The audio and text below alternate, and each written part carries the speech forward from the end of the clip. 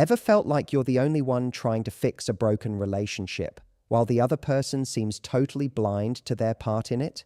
You bend, you chase, you explain, you overfunction, and they just keep pulling away. Here's the truth. No one tells you. Avoidants don't change just because you love them harder. They only wake up when the anxious partner stops these 5 damaging behaviors. If you've been stuck in this painful cycle, this is your wake-up call. When you're in a relationship with someone who has avoidant tendencies, one of the most damaging traps you can fall into is constantly justifying their emotional distance. It's subtle at first. You tell yourself they're just busy or stressed, or that they're showing love in their own way. You start giving them the benefit of the doubt because you're emotionally invested and you want this to work. But over time, these justifications become a coping mechanism, a way for you to make sense of the emotional neglect you're experiencing without having to confront the painful truth. They're not meeting you halfway, and the longer you keep making excuses for that behavior, the more normal it becomes for both of you. You might say things like, they just need space, or they're not good at expressing feelings, or they didn't have the best role models growing up. And all of that might be true. But it doesn't change the fact that you're sitting in a relationship that feels deeply lonely. Emotional distance doesn't hurt less just because it has a story behind it. You might have incredible empathy for them, and that's part of what keeps you around. But if your empathy consistently overrides your boundaries, you're not loving them, you're abandoning yourself. You're teaching yourself to tolerate a version of love where you're constantly reaching, explaining, adapting, and shrinking. What starts as compassion slowly turns into a habit of self-betrayal. You begin to recalibrate your needs to match what little they're offering. If they go 3 days without texting and then send a meme, you convince yourself that's just their way of showing they care. If they flinch when conversations get too vulnerable, you quickly backpedal and tell yourself you are probably being too much. You learn to downplay your own emotions in order to preserve their comfort. You start managing their emotional capacity instead of showing up in the relationship as your full, authentic self. And what's even more dangerous is that over time, you lose touch with the version of you who knew what consistent connection, safety, and intimacy actually looked like. This kind of emotional rationalization doesn't just affect how you see them, it starts to warp how you see yourself. You begin to believe that maybe your standards are too high, or that maybe you're just needy. You question your instincts, you second-guess your reactions, and in doing so, you let them off the hook. Every time you justify their absence, you allow them to stay emotionally absent without consequence. You hand them the perfect excuse not to grow, not to show up, not to try. You become the glue holding everything together, while they coast on your willingness to overextend. It creates an incredibly unbalanced dynamic where one person is fighting for the relationship and the other is simply avoiding discomfort. The truth is, avoidants aren't motivated to change in environments where they're constantly being understood without being held accountable. And this is what happens when you keep rationalizing their emotional unavailability. They start to see their lack of presence, effort, or intimacy as acceptable. Not because they're bad people, but because they're being given no real reason to reconsider it. They're not seeing the cost of their behavior. They're not feeling the weight of what it means to be emotionally absent in a relationship, because you're carrying all of it for them. Your love becomes a shield that protects them from their own growth. One of the most common habits anxious partners develop in relationships with avoidant individuals is the tendency to over-communicate their pain. At first, it seems like a reasonable approach. You believe that if you can just explain your feelings clearly enough, lovingly enough, calmly enough, the other person will finally understand what you need. So you try, again and again. You articulate your hurt with precision. You express how certain behaviors make you feel unseen or uncared for. You write long texts, voice messages, initiate check-ins, or try to have yet another deep conversation hoping that this time they'll get it. But what often happens instead is that the avoidant partner starts to disengage even more. Not because your feelings are invalid, but because your persistent efforts to be heard feel overwhelming to someone who equates emotional intensity with threat. What starts as vulnerability on your end gets translated as pressure on theirs. They don't hear your heart. They hear a demand for more than they feel capable of giving, and instead of stepping closer, they step further back. That dynamic is exhausting, and yet you keep trying harder. You become more expressive, more detailed, more self-aware in your delivery. You analyze your tone, choose your words carefully, and take accountability for your part, all in the hope that they'll finally respond with something other than silence or defensiveness. But the more you try to communicate, the more you notice they start to shut down. They look away. They change the subject. They say things like, "I don't know what you want me to say." And eventually, you start to wonder if maybe you're doing too much. But by that point, you've already trained yourself to believe that if you don't explain your feelings in a perfectly measured way, you're somehow to blame for the disconnection. This kind of over-communication becomes a form of emotional chasing. You're not just trying to be understood, you're trying to restore a sense of safety in a relationship that constantly feels one-sided. You try to fill in the emotional gaps, overcompensate for their silence, and create the intimacy that's missing. But you're doing all the work. And instead of it bringing you closer, it creates the exact opposite effect. They get used to you carrying the emotional weight of the relationship. They start relying on your emotional intelligence to keep things afloat. They stop initiating repair because they know you will. They don't take responsibility for the rupture because they know you'll over-explain until they're off the hook. Over time, this becomes a dynamic where your emotional pain is no longer treated with care. It's treated like background noise. You could be crying, trembling, trying to put into words something deeply personal, and still be met with blank stares or shallow responses. Not because they're cruel, but because they've grown desensitized to the intensity of your emotional labor. They've learned to wait it out, to let the storm pass. They know that eventually you'll talk yourself down, take it all back, or convince yourself it wasn't that serious. And in doing so, they never have to truly engage with your pain. They never have to reflect on their behavior or feel the emotional impact of their distance. Instead, your over-communication becomes their comfort zone. It allows them to stay emotionally disconnected while you do all the emotional bridging. When you're anxiously attached, one of the hardest things to stop doing is initiating reconnection. It feels instinctive, almost automatic. The moment there's emotional distance or disconnection, you feel the pull to fix it, to reach out, to make things okay again. You send the text, you call first, you start the conversation, you ask, "Are we okay?" You check in, offer reassurance, try to lighten the mood, or look for subtle ways to draw them back in.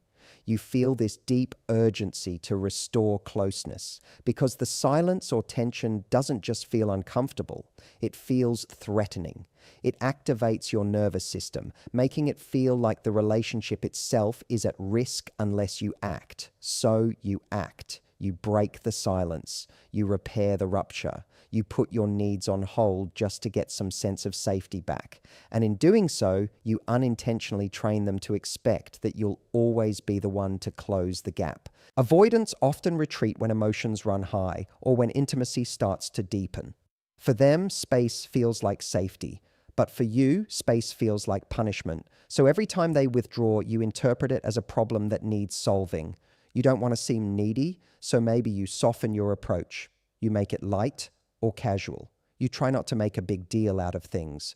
But even when you disguise it as something small, a funny meme, a quick check-in, a just thinking of you, what you're really doing is reaching for reconnection. And they know it. On some level, they know they don't have to do the work of reconnecting because you always will. You always break the silence. You always try to meet in the middle, even when they're not making any move to meet you back. It becomes an unspoken rule in the relationship. You'll carry the emotional weight, they'll manage their discomfort through distance, and the cycle will continue.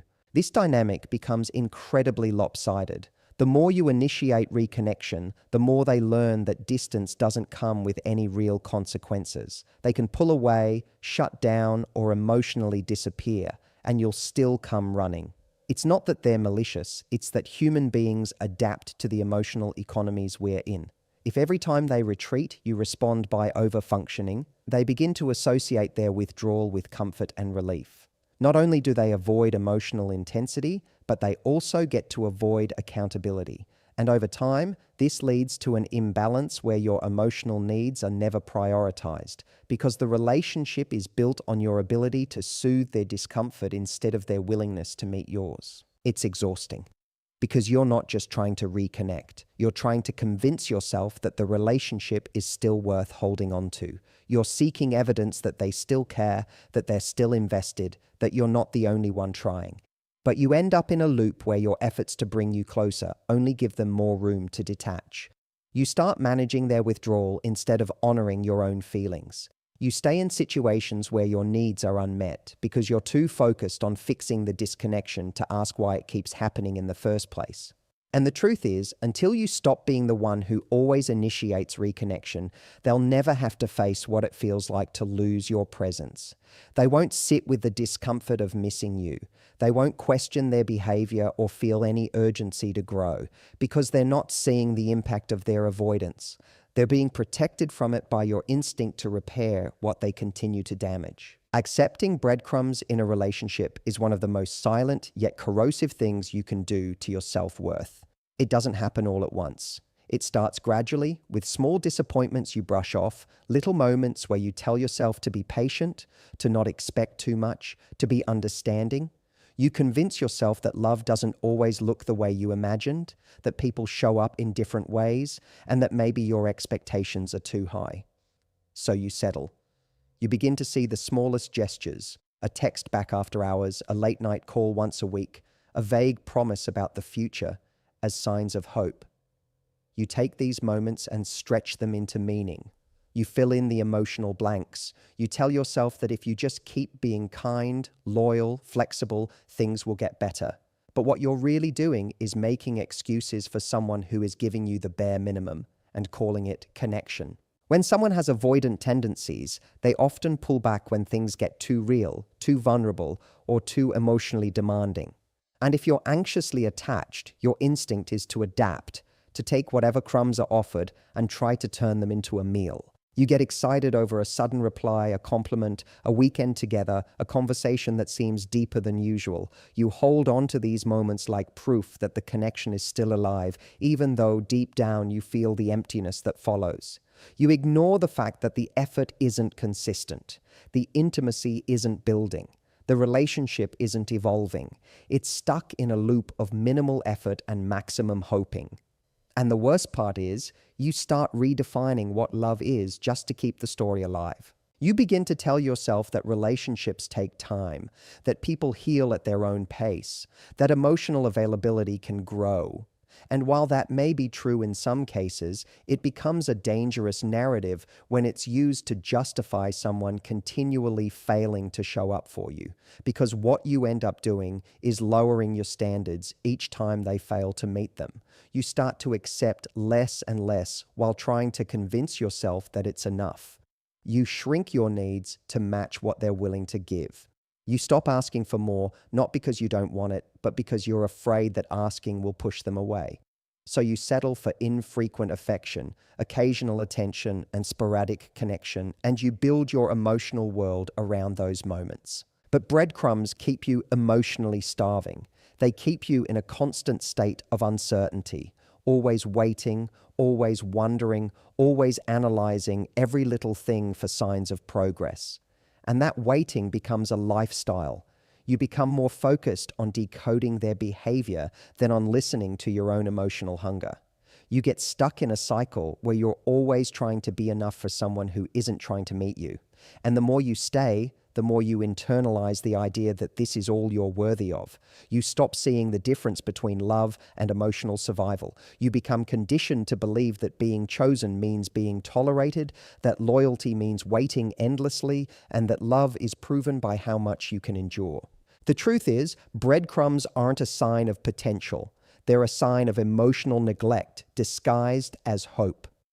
When someone truly values you, you don't have to stretch their effort into significance. You don't have to read between the lines or wonder where you stand. You don't have to shrink, chase, or justify your needs. Accepting breadcrumbs not only keeps you in relationships that are emotionally malnourishing, it also sends a message to the other person that their minimal effort is sufficient. That as long as they throw you something now and then, they can keep you tethered. Waiting for someone's potential is one of the most dangerous forms of emotional denial, especially when you're deeply invested in someone with avoidant tendencies. It starts with the idea that you see something in them, something deeper, more loving, more emotionally available than what they're currently showing. You believe that underneath the distance, the inconsistency, the cold responses, there's a version of them capable of being everything you need. And because you've seen glimpses of that version, even if only once or twice, you hold on. You turn those fleeting moments into promises. You tell yourself they just need time, that they've been hurt before, that no one's ever loved them the way you do. So you wait. You wait for them to catch up, to feel safe, to heal, to step into their best self.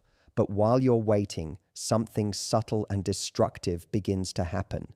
You start putting your life on pause for a version of someone that only exists in your imagination. The relationship becomes a project, and you become the builder. You measure every interaction, every text, every slight shift in tone, trying to decode whether they're finally getting there. You build a future in your head and treat it like a roadmap, even when the present is full of red flags. You invest more, give more, bend more, all because you believe that one day it's going to click for them. One day they're going to wake up, realize how good they had it, and become the partner you always believed they could be. And the longer you hold that belief, the more attached you become, not to the person in front of you, but to the potential of what they could become. That attachment makes it almost impossible to walk away, because leaving doesn't just feel like losing them. It feels like giving up on the story you've been writing in your head. But the reality is, loving someone's potential is not the same as being loved back. You can't build a relationship on what you hope someone might one day feel. You can't keep showing up for someone who refuses to meet you in the present while holding out for a future they've never promised. When someone repeatedly avoids intimacy, dismisses your needs, or gives you just enough to keep you hanging on, that is not someone on the verge of change. That is someone who benefits from your patience. They're comfortable staying emotionally unavailable because you've made it easy for them. You've filled the space with your own hope. You've painted over the cracks with your own narrative. You've convinced yourself that your love has the power to awaken something in them they haven't been willing to find themselves. The danger of waiting for potential is that it slowly rewires your self-worth. You stop believing that you deserve someone who is emotionally ready now. You start thinking that love is something you earn by holding on long enough, proving yourself, showing how patient, loyal, and forgiving you can be. You begin to see your value through the lens of how much you can tolerate. And in doing so, you abandon the version of you that knows love should feel mutual, reciprocal, and present, not hypothetical. You give up pieces of yourself in exchange for a relationship that only exists in the gap between who they are and who you want them to be. That gap becomes your prison. You learn to live in it, make excuses for it, and even call it love. But every day you stay in that space, you move further away from what you truly deserve. Because potential is not love. And if someone truly wants to grow, they won't need to be loved into it. They'll take the steps themselves.